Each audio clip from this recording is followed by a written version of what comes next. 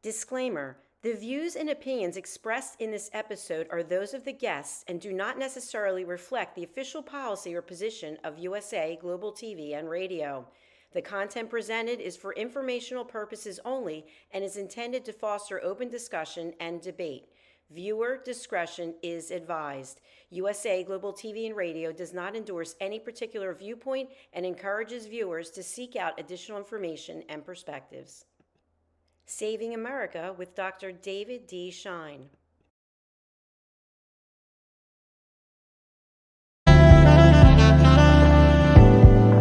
Welcome to USA Global TV and Radio, where our mission is to provide education, entertainment, hope, and inspiration.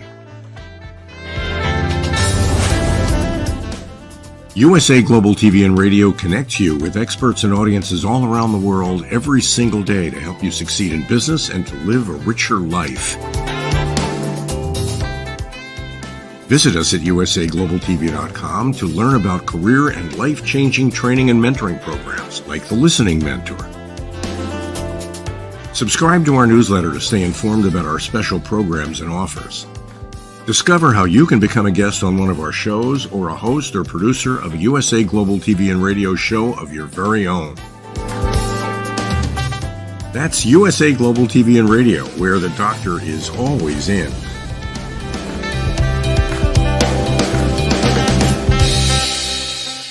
Welcome to Saving America. This is your host, Dr. David D. Schein. Folks, it's been said that may you live in interesting times, and indeed, we live in historic, interesting times. And our focus is on a couple related matters that seem to have come together over the last week.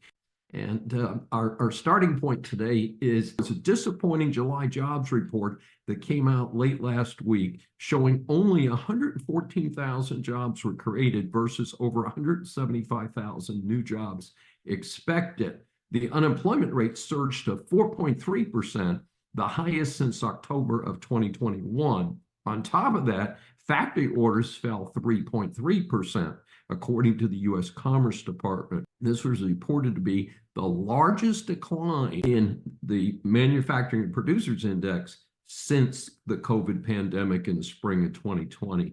In response, the stock market crashed, not just in New York, but around the world. It is too soon to tell if this will be similar to the crash of 2007-08, where the market lost half of its value. Biden said he wants to implement rent controls due to the high cost of housing. This is the socialist approach to problems. Does anyone remember what happened to the USSR? Yes, it collapsed around 1990. Back in the USSR. Biden also claimed that the high cost for goods was due to greed by manufacturers and retailers, despite the dramatic increase that they experienced in raw costs caused by irresponsible federal spending by his administration. Speaking of spending, how about the feds giving $8.5 billion to Intel? And then Intel just announced it's laying off 15,000 employees. The U.S. may be heading into something called stagflation, the period where unemployment is high and economic activity is low, but the economy is still experiencing inflation. Communist China spies on the Americans and engages in transnational repression. This is important, folks, because it violates the sovereignty of the United States. The Department of Justice has unsealed an indictment surrounding an alleged Chinese spy in Florida who has been feeding the Chinese Communist Party, the CCP, intelligence for 12 years. The report came from NTD, which is a network for free Chinese. Their source was the executive director of Falun Dafa Information Center, Levi Bodie, and former U.S. defense official and attaché to China, retired Brigadier General Robert Spalding. They say that the CCP is infiltrating every sphere of American life and targeting all dissidents. Illegal Jordanian migrants who tried to breach Quantico base allowed to walk free after posting bail.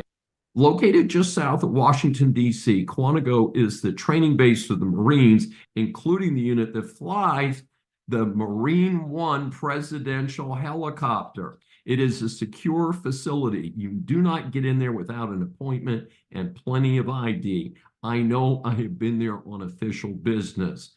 So these two illegals allegedly just wander onto the base, and all that happens is that they were allowed to postpone in their ICE cases, with one set at 15 grand and the other set at 10 grand, and were released. What? Can this really have happened? Why are they not locked up down in Gitmo? Inquiring minds need to know. I'm not done talking about the failures of the Biden-Harris administration. A headline from Breitbart: Kamala Harris failed to connect one person with high-speed internet with $42.5 billion from the infamous infrastructure bill. Harris was supposed to lead the Biden-Harris rural broadband expansion. It has failed to connect one person with high-speed internet despite having $42.5 billion from this ludicrous infrastructure bill. Of course, I assume she will deny this if she ever shows up in the public, like she denied being border czar. Hey, it's only been 3.5 years, folks. DHS pauses the controversial migrant flight program amid alleged fraud. DHS, that's the Department of Homeland Security, the folks that are supposed to be keeping us safe, confirmed that this program is temporarily on hold out of an abundance of caution. Internal report found, get this, massive fraud in the application process. At least 494,799 migrants from Cuba, Haiti, Nicaragua, and Venezuela have been allowed entry into the country under the administration's parole program. The information indicates perhaps that as many as 25% of the forms have false or incorrect information. Really? Florida and Texas have received the most parole participants.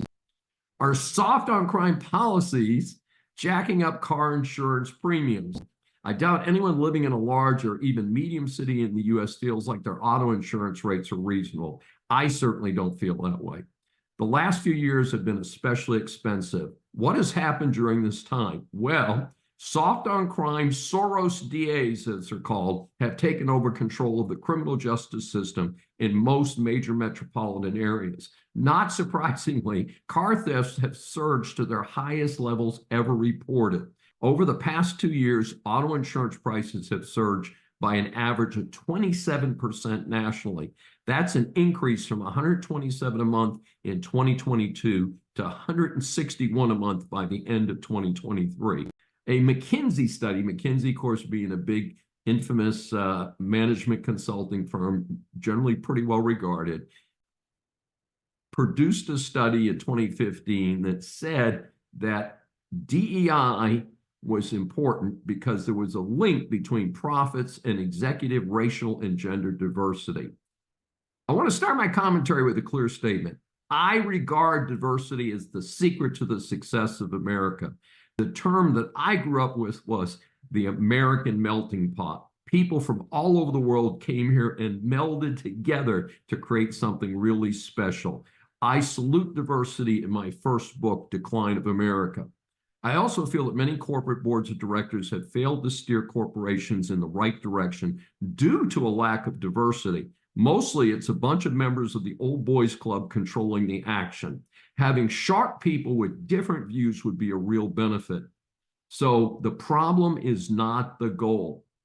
It is the approach. The approach tied to the McKinsey report was labeled DEI. So just being different was more important than whether you were a really sharp person who could bring something new to the table. And its application was so ragged that it failed not only to identify talent, but actually discriminated against some less favored minorities and others who were more favored. So discrimination with a different wrapper. In fact, the article mentions BlackRock, which was full on board with DEI, including a fund that it operated. What happened? The fund underperformed the market. Big surprise there. I do not want to focus on diversity to the end. I just want it to be rational.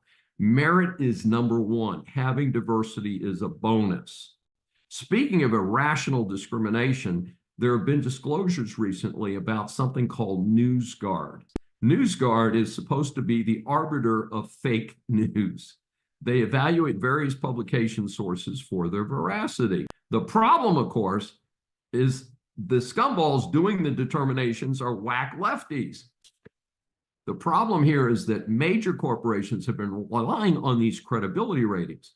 That means that the publication source is conservative. They are more likely to get bad ratings by NewsGuard and therefore will not get the advertising revenue that they need to survive. I encourage all to be skeptical of not just alleged news sources, but also of any operation claiming to verify those news sources. Chevron is leaving California for Houston by the end of this year. According to the report, Chevron has about 7,000 employees here in Houston already and about 2,000 at its headquarters in San Ramon, California. Chevron, of course, is one of the major oil companies in the world. This is a very significant development. I want to extend a warm welcome to the Chevron brass. They will find a pro-business environment here and, at least at the moment, some less expensive housing. I am sure the employees will like the fact that there's no state income tax. Here is some quick background information on these two great guests. Dennis Beaver is well known as a syndicated columnist for the Kiplinger newsletter and other publications. He is a successful attorney. He looks forward to helping others and does not charge readers who ask for his legal guidance, generally on consumer matters. He speaks French and Swedish fluently, and his English is pretty good too. His wife of 48 years, Anne, helps him run his law practice and has assisted him with a serious bout with cancer. Lyle Sussman is an emeritus professor at the University of Louisville. He is the former of the Management and Entrepreneurship Department. He is a best-selling author with 1 million copies of his books out in 15 languages. Lyle and his wife, Susie, have been married for 54 years, and she is also an accomplished professional. I have had the good fortune to meet both of these gentlemen and their wives in person. The bios of both of these accomplished gentlemen are much, much longer, but hey, we need to leave time for our discussion. Dennis, please get us started today. Tell us about your recent experience when getting contacted about an important follow-up meeting with your doctor regarding your cancer surgery. Yeah, a little history. I had bladder cancer, and in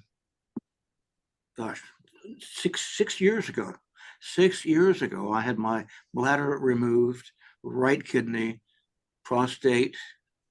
We couldn't find our car keys, and our Chihuahua vanished. Nobody told me, but they told my wife I had about a year to live. It's interesting. Had I been told that, would I have been the willing accomplice of the self-fulfilling prophecy? Who knows?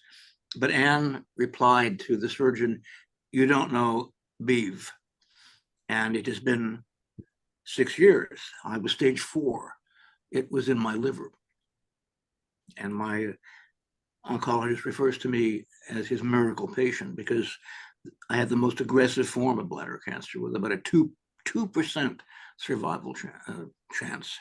So every 4 to 5 months or so, I get PET scans and CAT scans. So all of a sudden, I don't get any phone calls. And suddenly a letter arrives at home. No phone calls, no nothing. We have voicemail, answering machines, you name it.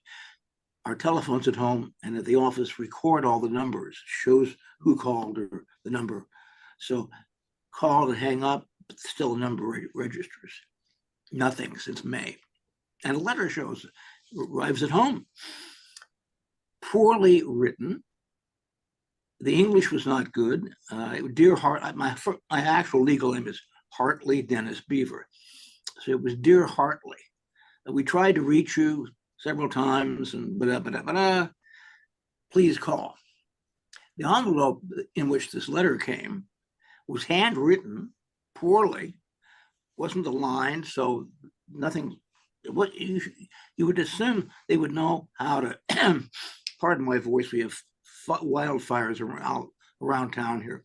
You'd think they would know how to use the computer to print an envelope. No way.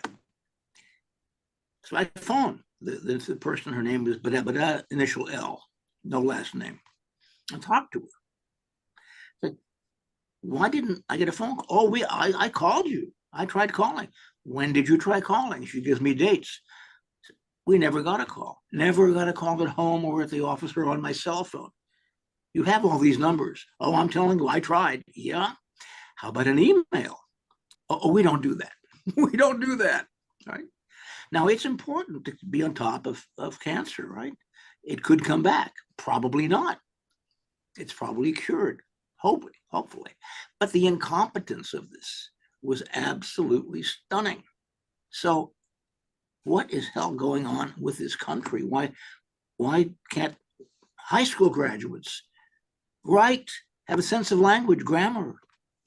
That's what led to my writing both of you and expressing my frustration.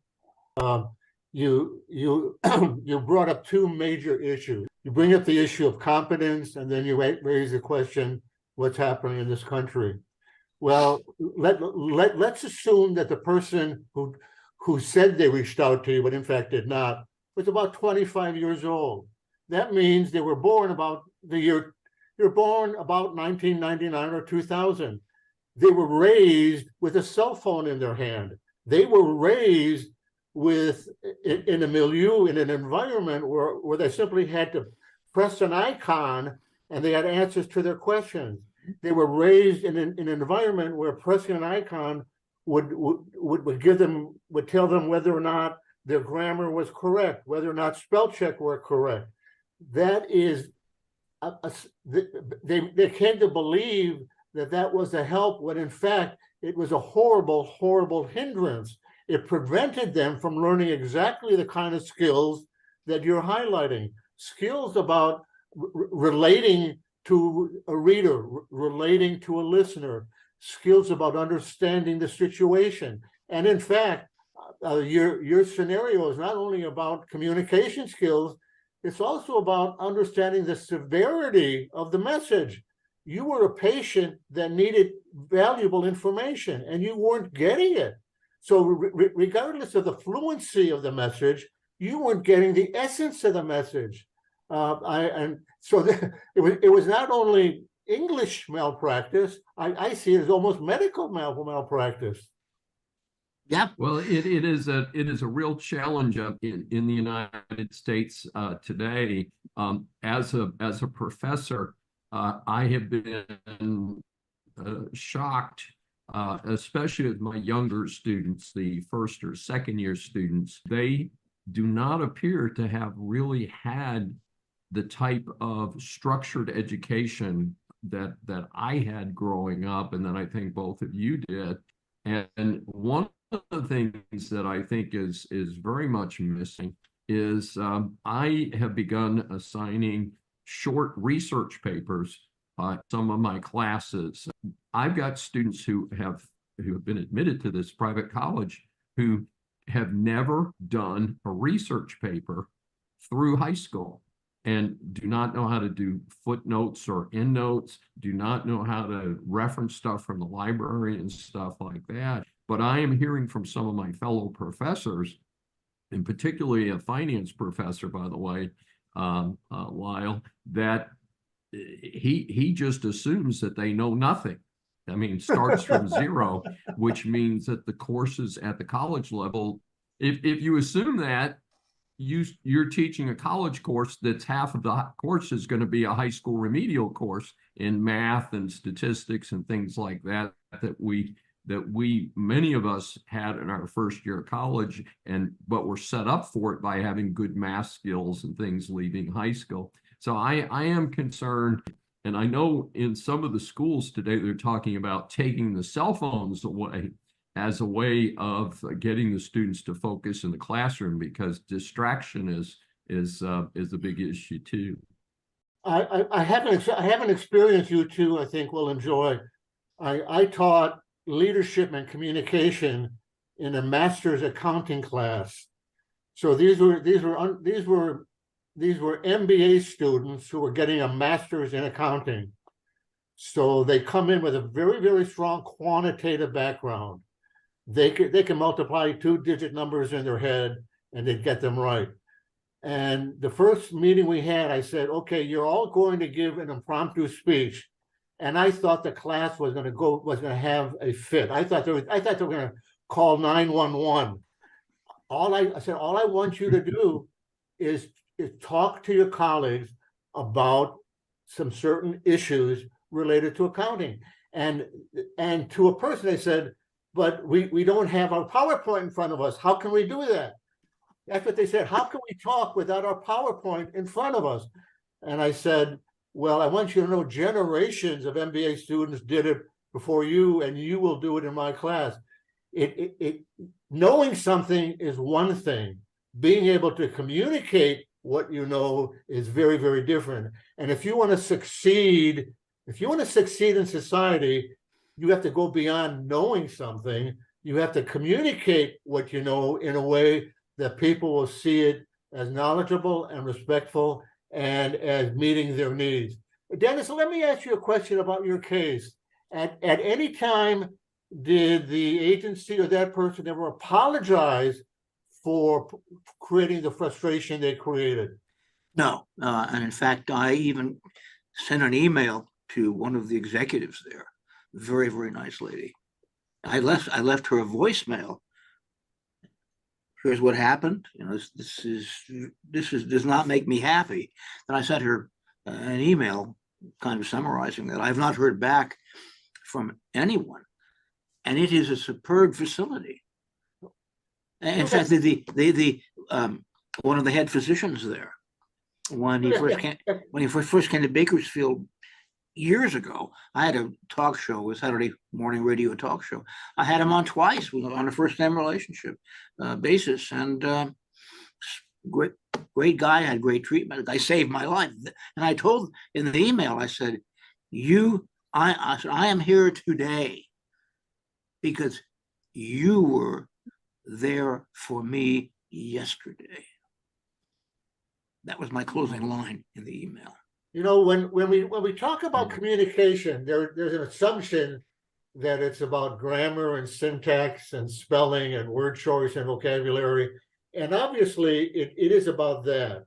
But one level above that, which is what really differentiates those who succeed versus those who don't, is understanding context, understanding the situation, understanding the person who's going to be reading the message or listening to the message.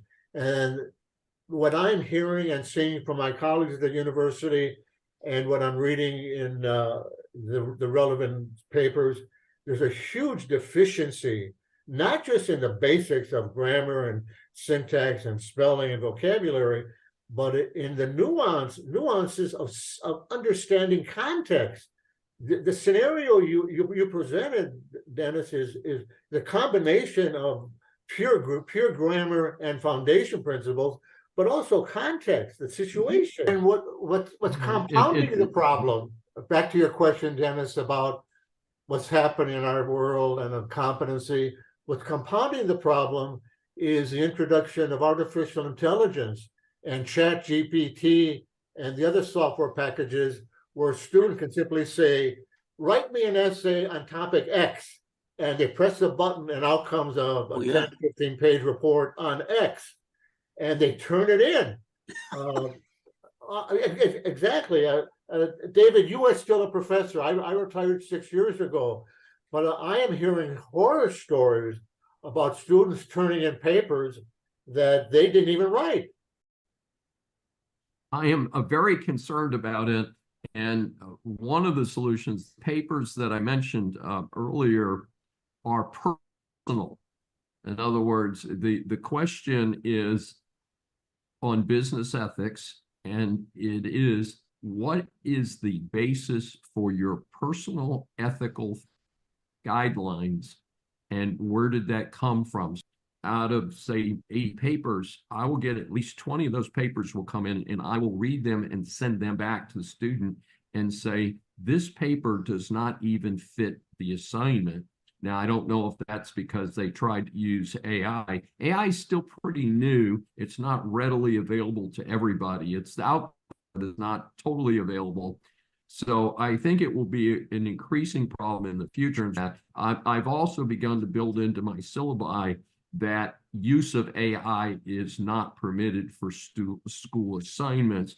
And we're going to fine tune that, because they can use AI in an in-depth research paper. If you wanted to get started on a topic, you could say, hey, AI, tell me a little bit about topic X. That's legitimate. That's a fair use. But then they still have to go and do the homework. So separating the starter point using AI from what we want them to do as researchers, that's going to be indeed a growing challenge as we go forward, because AI is all around us and it's come very fast. Dennis, your case, I keep coming back to your case. What's happening in the medical system right now is algorithms are driving many decisions, administrative decisions and medical decisions. And once an issue came up in your case and an algorithm couldn't solve, the human being who was charged with solving it couldn't solve the problem. And not only could that person not solve the problem, she made the problem worse. This young lady who contacted me, she's a gatekeeper. And sometimes the lowest level person in an organization is critically important, in this case, to patients and to the image the organization radiates to the world. Well, the question becomes, how do we get, and where is the focus that needs to be? And I have been arguing that we need a big focus on K-12, on the basics. And, I get a little concerned, and I've said this in my social media, that we don't need to be teaching sex education to 6-year-olds. We need to be teaching English, manners, and math. And even though I'm a business school professor, I really push STEM, science, technology, engineering, math. And in fact, I'm very excited. My one of my sons is a high school teacher, and he's teaching engineering in high school to stimulate the students. It's part of their math department, to stimulate the students to think about professions in engineering. And I think that's very important, because we cannot be successful as a country without having people that are willing to do the math and the statistics and pursue that kind of stuff. And like I said, even though I'm in the business school, I strongly promote people pursuing the STEM subjects. Not just technical skills, but social skills is the issue of grade inflation. Years ago, there was an assumption of what a 3.0 grade point meant. We can't make that assumption anymore. Matter of fact, the assumption now is that grades have been inflated by about 0.8 over the last 20 years.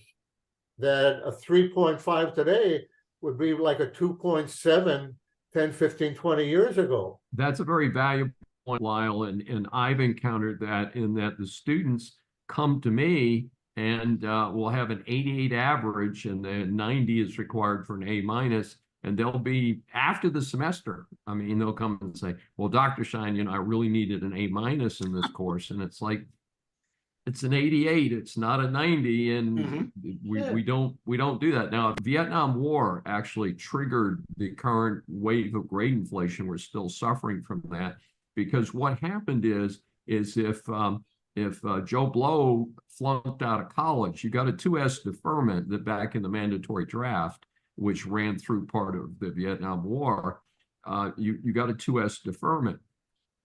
If you flunked out of college, then they put a rifle in your hand, sent you to boot camp, and sent you to Vietnam. So a lot of the professors were opposed to the war in Vietnam and used their political leanings to influence what they were doing in the classroom. And as a result of that, we had tremendous grade inflation that triggered in the 70s. One of the things that I'm frustrated by is that in higher ed today, every class comes with a student faculty evaluation. For young faculty, especially your assistant professors, your associate professors, those student evals are considered in promotion to full professor. And so it gives the professors who are already, who grew up in the system of grade inflation and who are hopeful of getting good reviews from their students, even further incentive to give grades that are frankly not earned. A few years ago, I gave a presentation, and it was called "The University of Lake Wobegon." Remember when Garrison Keillor talked about Lake Wobegon? All the women are beautiful, all the men are strong, and all the kids are above average. Dennis, I think you were dealing with an administrator who graduated from the University of Lake Wobegon, where everyone was above average. I wish it was so. Exactly. Yeah. And we, and this is not the three of us. I think our country, our world is now reaping the consequences of believing that everyone is above average. David, thank you for this. I think everyone viewing this has an important question to answer themselves, and that is, did I graduate from Lake Wobegon? Am I doing as well as I can? Am I performing as well as I should? Am I communicating in a way that really helps someone at the other end? And my observation is that when some of the worst things in the world, the worst things imaginable, happen to you or family or close friends, to look at it and can you extract something beneficial, something that will help make you a better person, help you help others along the journey that we all follow. And Dave, thank you so much for this time. Thank you. It has been my pleasure. Dennis Beaver, Bakersfield, California, and Emeritus Professor Lyle Sussman from the University of Louisville. And I have been so delighted to have both of you with us on Saving America. And this is my take on the big hostage swap. They did recover 3 deserving Americans who were wrongly held hostage. Wall Street Journal reporter Evan Gershkovich, U.S. Marine veteran Paul Whelan, and one who I had not heard about, a little less publicity, journalist Alsu Kumasareva. They were released as part of a complex prisoner swap. This involved 24 prisoners from the U.S., Russia, Germany, Poland, Slovenia, Norway, and Belarus. A key part of the deal was Germany's release of Vadim Krasikov. He was serving a life sentence in Germany for what judges concluded was a Russian's state-ordered killing in Berlin in 2019. Germany's Chancellor Olaf Scholz admitted that it was difficult to allow this legitimate prisoner to be released, but he played ball with the rest of the world. Here's the problem. Reportedly, at least 40 other Americans are still being held as political prisoners in 16 countries around the world.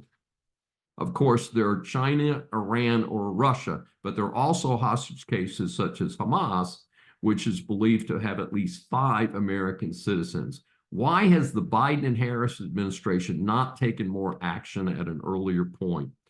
Among the Americans still being held in Russia are Ksenia Karolina, a 32-year-old amateur ballerina and spa employee based in California. She is a dual citizen, was visiting her family in Russia. Get this, she made a $50 contribution to some group helping Ukraine emergency workers, and this was the reason that she was arrested, for treason. Another notable case is freelance journalist and former U.S. Marine Austin Tice, age 31, who was kidnapped in August 2012 while working in Syria. The rumor is that the Syrian government has him, but the government denies that. Also listed as still held hostage is Mark Fogel, age 63. He was a teacher at the Anglo-American School of Moscow. He was arrested at the Russian airport in August 2021 and charged with carrying a small amount of medical marijuana, which had been prescribed in the U.S. He is incredibly serving a 14-year prison sentence. Now, why was Brittany Griner released and not this man?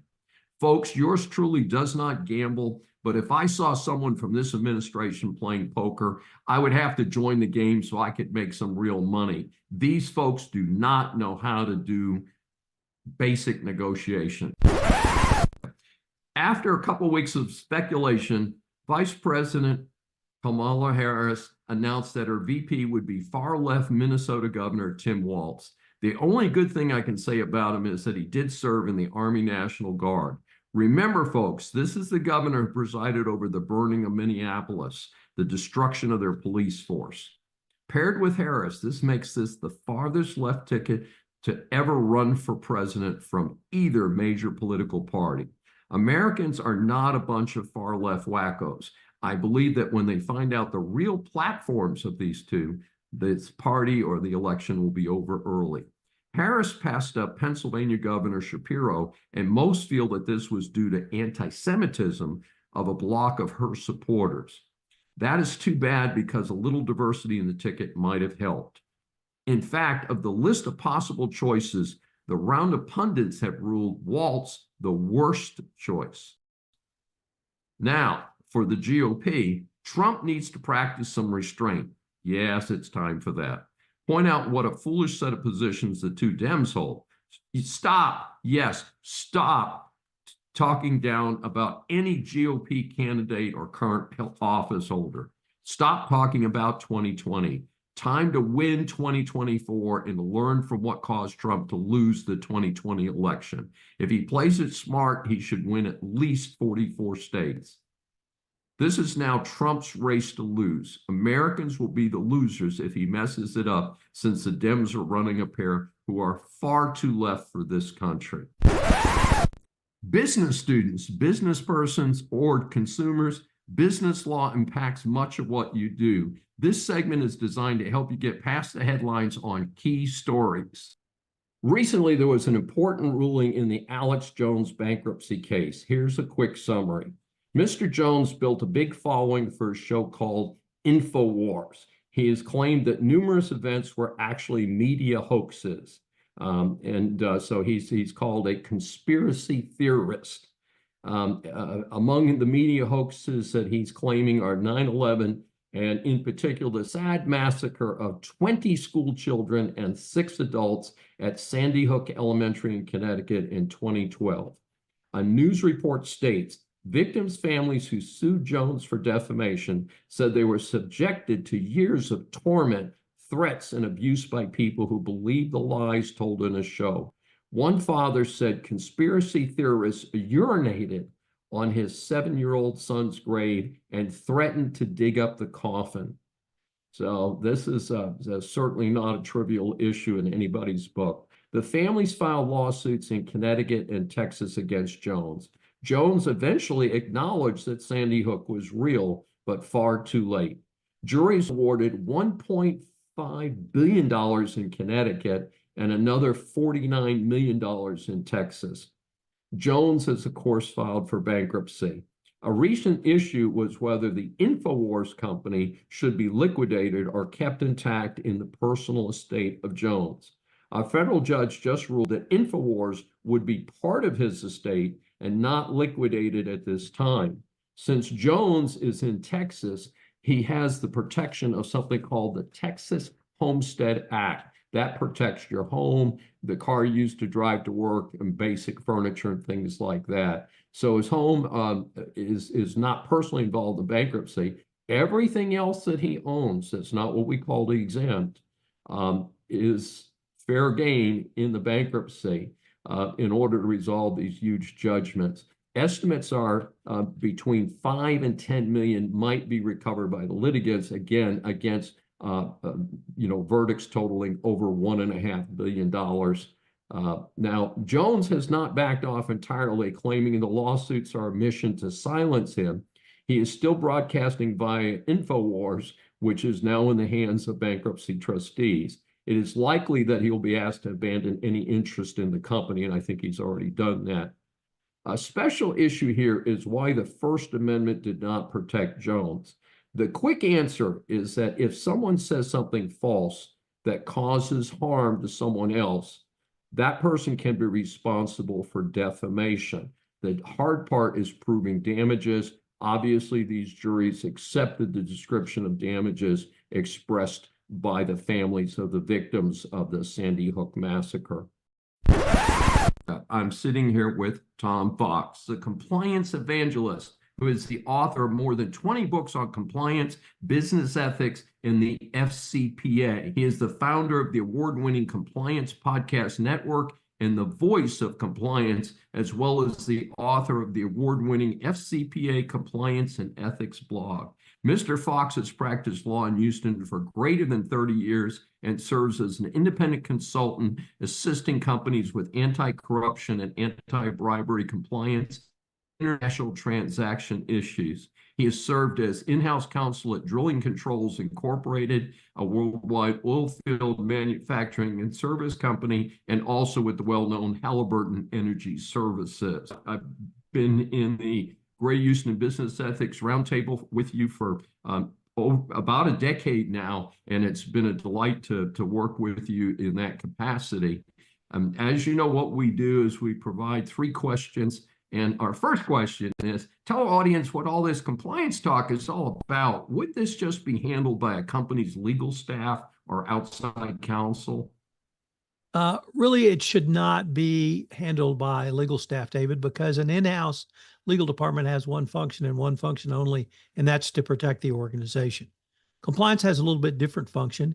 It is there to detect and hopefully prevent illegal conduct from occurring. But if it does, it's there to remediate or fix it. And that means transparency, obviously antithetical to the privilege that many corporations hide illegal actions or other actions from. So they're really 2 different focuses. Compliance is there to figure out what the problem is and fix it. And that it speaks to the difference, but the greater compliance obligations are generally around a set of regulatory or legal obligations. So they flow from that. And then how do you actually comply with those and inculcate those into the very culture of your organization? Tom, we hear a lot about the Foreign Corrupt Practices Act, which is the acronym FCPA. What is it? Why do companies even need to worry about it? Sure. The FCPA was the first international anti-corruption, anti-bribery law literally in the world. It was passed in 1977 within the Carter administration, and it was a response to corporate U.S. corporations engaging in bribery and corruption outside of the United States, to the point where it was so public they were taking tax deductions for it. And a gentleman named Stanley Sporkin didn't think this was right, so he was largely the godfather and author of the FCPA. It served as a model for literally the rest of the world, and the rest of the world caught up around the first part of this century. And since that time, many other countries have passed their own anti-corruption laws. United Kingdom, France, Germany, Brazil, India, you name the country, they've got an anti-corruption law. What the FCPA prevents, David, is U.S. companies from engaging in bribery and corruption outside the United States. So the recent Supreme Court case around bribery and corruption or gratuities doesn't apply to the FCPA because that was a domestic law, and this is an international focus. So if you do business outside the United States, you're covered in some way, shape, and form by the FCPA. Tom, just a follow-up on that. I actually am old enough to remember when the law was passed. I'm a little bit older than you, I think.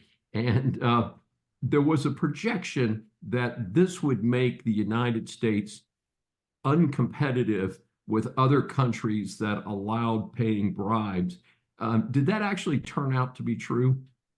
You know, David, not only did that turn out not to be correct, but the entire storyline got flipped because the OECD and other international organizations saw the power of preventing corruption at the local level outside the United States. And The world loses $3 trillion each year to bribery and corruption. So it's a huge economic problem.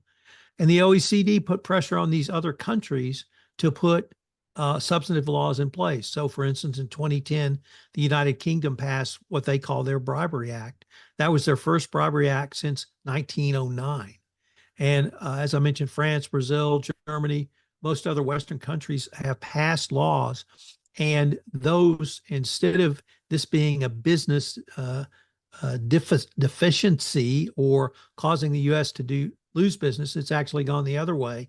And many U.S. companies now are seen as prime providers of services because they do not pay bribes, and the money that they spend in a country goes to that country, not to line the pocketbooks of politicians. That's so helpful, Tom. And our third question, share with our audience about your book, The Compliance Handbook, a guide to operationalizing your compliance program. I understand it's now in the 5th edition. And how does that help businesses? Well, I'm going to have the temerity to have a copy right here and show you. But yes, this is my signature work. It is, in my humble opinion, the best one author volume on doing compliance or operationalizing compliance. David, as you mentioned, some of the companies I work for, I came out of the corporate world when I was exposed to compliance when I was still in the legal department. And it struck me that compliance, properly seen as a business process. Yes, it's in a response to legal and regulatory requirements, but it's really a process. And if it's a business process, you can study it, you can measure it, you can manage it, you can monitor it, you can improve it.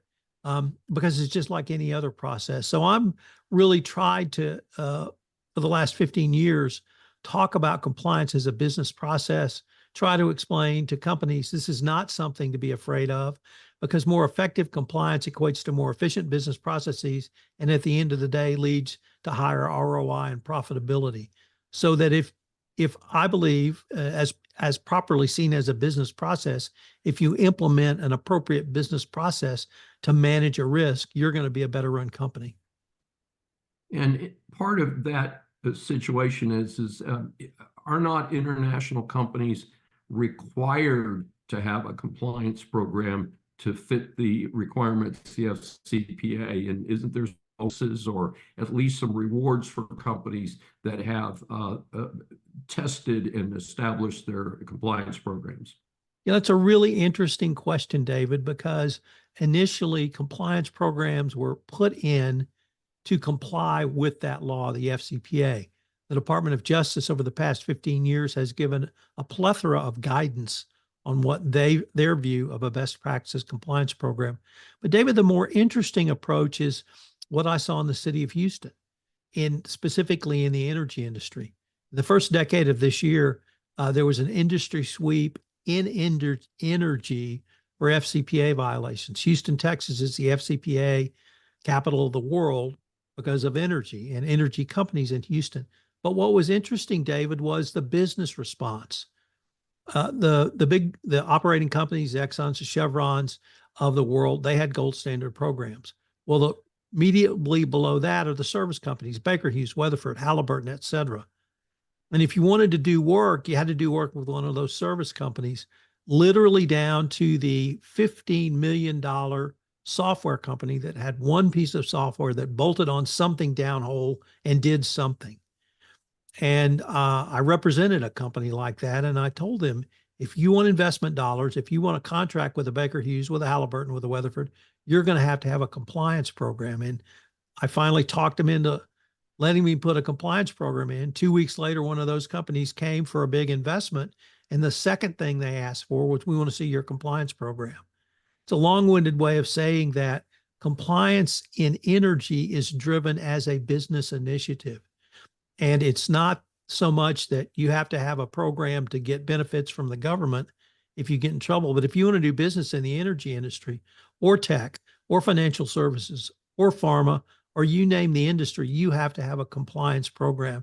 And so that's the part I try to focus on, David, is to try to indicate to people that it's a business response to a legal problem, but it's a business process. So let's put that process in place. Let's make it transparent. If somebody comes knocking and wants to review your program, you can show that to them. You're not going to show them trade secrets, but you can certainly show them the 8 or 10 elements of your compliance program. So Houston is the best example of a business response to the legal issue of international anti-corruption. Tom Fox, it's been a delight having you on again. We've known each other for about a decade now, and first time I've had you over on Saving America.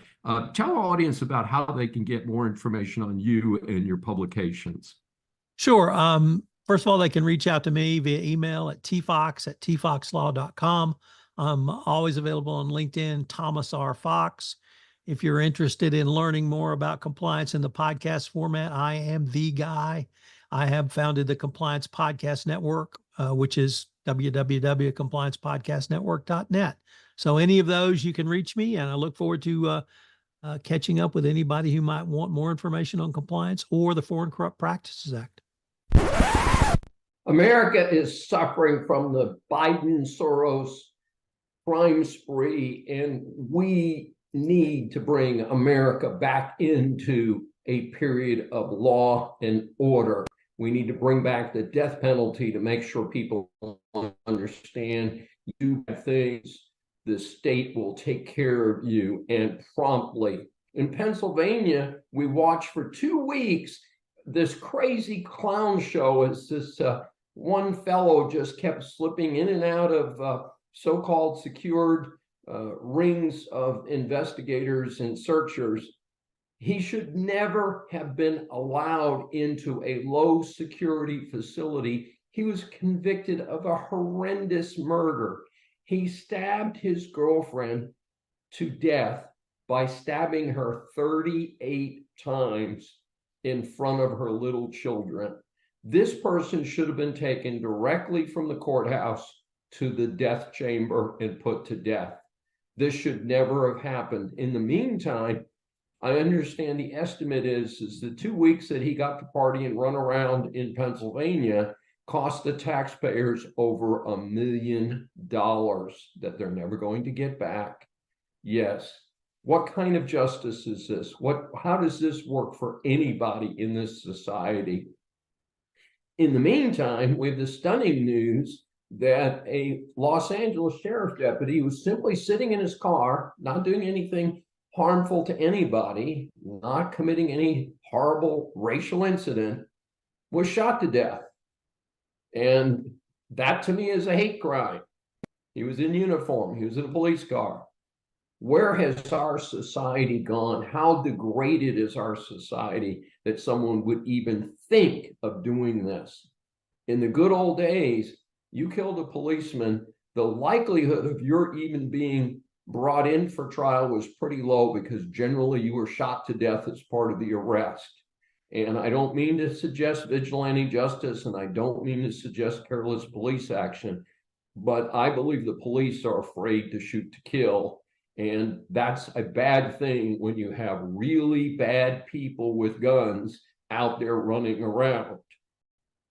Another hate crime, 2 17-year-olds stupid enough to record a deliberate crash where they ran over a gentleman riding a bicycle. He's 64 years old. He's a retired police chief from the LA area. He was at his retirement home in Las Vegas. And these clowns recorded it. There's no excuse here. This is first-degree murder. If it turns out the way it appears to be, death penalty time, folks. Let's set an example. Let's make sure that the death penalty is provided quickly and with authority so that we do not have the situation where people are not afraid of being prosecuted for crimes, including a deliberate, thoughtless, awful murder. This is the America that Biden and Soros have brought us. Now, why do we say that? Because George Soros, for some reason, he's a billionaire, came to the United States, has been funding anti-American causes for years. In particular, he is accused of having helped about a dozen anti-American, civilization, DAs across many American cities, these people have been soft on crime. They've been letting people out without bail for serious crimes. They've been reducing crimes. They've been refusing to prosecute crimes. Some of them have said, oh, well, if you shoplift less than $1,000, don't worry about it. We're not going to prosecute it. Enough is enough. And people need to know who these cats are, and they need to start voting them out of office. This is far beyond any rational situation that the United States and its hardworking, tax-paying citizens should be tolerating this. And when you use a gun in a crime, I want you to stay in jail. No bail. Use a gun in a crime, no bail. Kill someone, get the death penalty. Right now, people stay on death row for as much as 20 years with endless appeals. As I have previously recommended, 1 year maximum. You can't get it done in 1 year. You can't prove that you shouldn't get the death penalty in 1 year. Tough luck. Execution. America deserves it. The American taxpayer should stop providing hotel rooms for horrible convicted people, including the fellow from Pennsylvania we mentioned a minute ago. Biden has doubled down on the crime problem with his Marxist supporters and open borders with criminals pouring in. They are trafficking women and children. They are flooding our streets with fentanyl and terrorists. Enough is enough. Stores are closing in crime-ridden cities across the West Coast. My advice would be to have guards with shotguns at the entrances. Hey, it's simple. Would you like to leave with that merchandise? Great. Go back and pay for it. If you don't want to pay for it, you can get shot with a shotgun. It will be painful. It might kill you, it might not.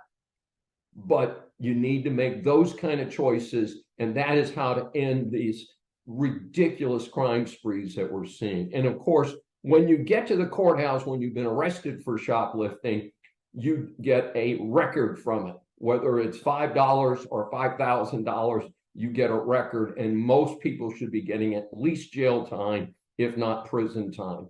It's time to protect Americans who are hardworking, who are paying a lot of taxes, and deserve far better than what we're getting. What universe makes sense for any political party to be soft on crime? This insanity has not sunken in yet, apparently, on a lot of people in the electorate. Otherwise, they would stop voting for these awful people who are not prosecuting crime and protecting us, especially in our big cities. In the meantime, we've got anti-American scumballs running our local and federal justice systems. They're deliberately wasting time and resources on victimless so-called election crimes, while Americans of all ages and races are living in fear of violent crime and theft. Let's put the resources where they belong, on criminals, real criminals, people who affect everyday American life. Come on, Americans, vote out anyone in government who is soft on crime. Restore safety to our streets and our schools. Thanks for joining me for Saving America. If you have questions or comments, please find me on various social media sites. I'm Dr. David D. Schein, and I will see you next week. Welcome to USA Global TV and Radio, where our mission is to provide education, entertainment, hope, and inspiration. USA Global TV and Radio connects you with experts and audiences all around the world every single day to help you succeed in business and to live a richer life. Visit us at usaglobaltv.com to learn about career and life-changing training and mentoring programs like the Listening Mentor. Subscribe to our newsletter to stay informed about our special programs and offers. Discover how you can become a guest on one of our shows or a host or producer of a USA Global TV and Radio show of your very own. That's USA Global TV and Radio, where the doctor is always in.